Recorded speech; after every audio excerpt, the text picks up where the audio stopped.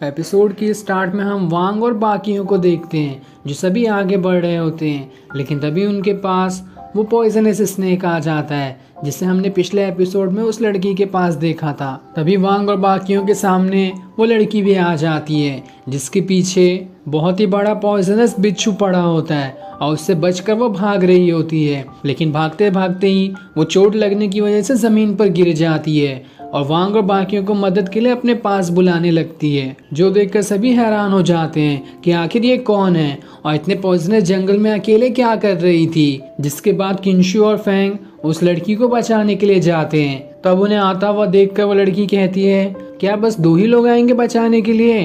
वो तीसरा आदमी क्यों नहीं आ रहा? जिसके बाद किंशु उस लड़की के पास आकर उसे उठाती है तो वहीं फेंग उस बिच्छू से लड़ना शुरू कर देता है, जहां वो अपने भाले को एक्टिवेट करते हुए लगातार उस बिच्छू पर अटैक किए जा रहा होता है। लेकिन वो बिच्छू बहुत ही ज्यादा पावरफुल था। वो फेंग के सारे अटैक से बचते जाता है और अपनी पावर्स निकालते हुए लगातार फेंग के ऊपर अटैक करना शुरू कर देता है, जिससे लड़ने में फेंग को परेशानी हो रही होती है, लेकिन तब भी वो हिम्मत नहीं हारता और बार बार उसके ऊपर अटैक किए जा रहा होता है। तब ये देखकर वांग फेंग से कहता है, तुम साइड हो जाओ, मैं अब इस बिच्छू को संभालता हूँ। जिसके बाद वो अपनी पावर्स एक्टिवेट करने लगता है और उसे पावर्स एक्टिवेट करता हुआ देखकर वो लड़की एकदम खुश हो जाती है कि अब लगता है इसके पास ज्यादा पावर्स हैं, मैं देखती हूँ कि ये क्या करके दिखा सकता है। लेकिन फेंग अपने एकदम थोड़े से पावर्स को एक्टिवेट करता है और एक फायर बॉल बनाकर उस बिच्छू की तरफ फेंक देता है। ये देखकर वो लड़की कहती है, इतने छोटे से फायर बॉल से इस बिच्छू का क्या होगा,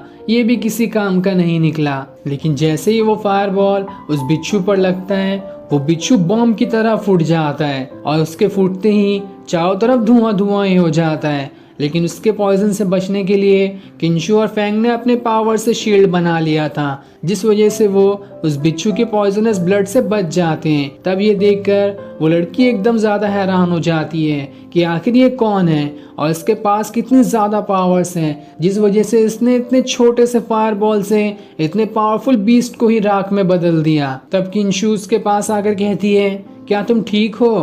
क्योंकि उसने पॉइजन से बचने के लिए अपना शील्ड नहीं बनाया था, इसलिए उसे थोड़ी सी चोट लग गई होती है। लेकिन वो लड़की किंशु से कहती है, मैं बिल्कुल ठीक हूँ, तुम मेरी टेंशन मत लो। तब री उस लड़की से कहती है, ये तो बहुत ही ज्यादा खतरनाक जंगल है, तो तुम अकेले आखिर यहाँ पर क्या कर रही थी? तुम्हें किसने यहाँ पर लेकर आया? यहाँ तुम्हारी जान को खतरा भी हो सकता है। तब वो लड़की कहती है, पहले मेरे साथ क्या हुआ मैं ये नहीं जानती, मुझे वो कुछ भी नहीं याद है। मैं बस इतना जानती हूँ कि कुछ महीनों पहले अचानक से मेरी आंख यहाँ पर खुली, मुझे किसी ने यहाँ पर लाकर छोड़ दिया था, तब से मैं इसी जंगल के अंदर हूँ। रोज नए नए मॉन्स्टर मेरा पीछा करते हैं, इसलिए मुझे हर दिन अपनी जान पर खेलकर उनसे बचना पड़ता है। आज तो मैं मर ही जाती, लेकिन सही टाइम पर तुम लोगों ने आकर मुझे बचा लिया, तुम्हारा बहुत बहुत शुक्रिया। तब उस लड़की को देखकर वांग सोचने लगता है, मुझे ऐसा लगता है कि मैंने इस लड़की को पहले भी कहीं देखा है, लेकिन कहाँ देखा है ये याद नहीं आ रहा।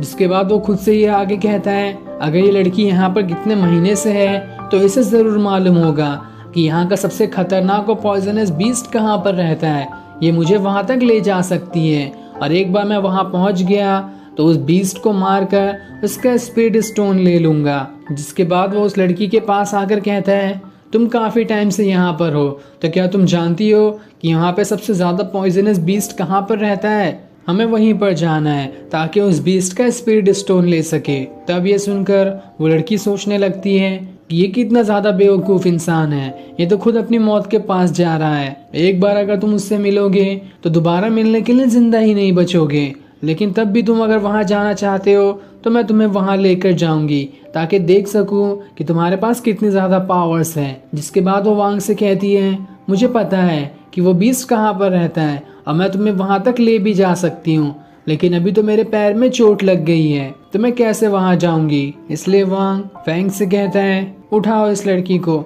और इसे गोद में लेकर चलो। जिस पर फेंग उससे कहता है, अरे मैं तो कब से इसके लिए तैयार हूँ। जिसके बाद वो अपनी पावर्स एक्टिवेट करते हुए उस लड़की के सामने बैठ जाता है और फिर वो लड़की उसके गोद में ही बैठ जाती है और फिर फेंग उसे उठाते हुए वहां से आगे बढ़ने लगता है। तब ये देखकर किंशु खुद से कह रही होती है, वांग के पास तो कितनी ज्यादा पावर्स हैं, लेकिन तब भी उसे कैसे नहीं मालूम पड़ा कि सबसे ज्यादा खतरनाक बीस्ट कहाँ रहता होगा।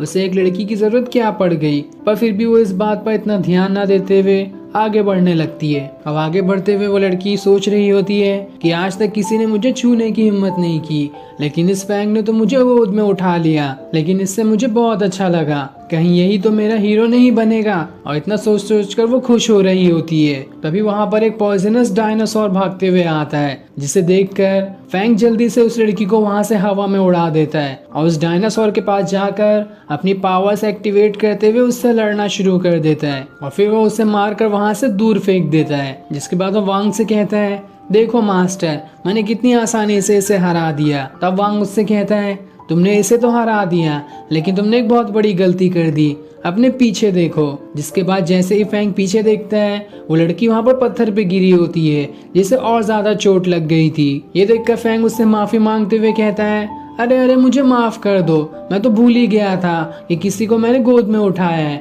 मैंने तो बस उसे वहां से उठाकर दूर फेंक दिया, लेकिन अब से मैं ऐसा नहीं करूंगा। ये देखकर वो लड़की गुस्सा तो होती है, लेकिन तब भी वो उसे माफ कर देती है। तब भी वांग को किसी के बहुत ही ज्यादा पॉइजनस सांस लेने की स्मेल आती है, जिससे वो समझ जाता है कि वो सबसे खतरनाक पॉइजनस बीस्ट आसपास ही है। तब उनके सामने वहां पर वो सबसे खतरनाक वाला पॉइजनस बीस्ट आ जाता है, जो कि बहुत ही बड़ा और डेंजरस दिखाई दे रहा था। और उसकी शक्ल दिखाते ही ये एपिसोड यहीं एंड हो जाता है। Thanks for watching.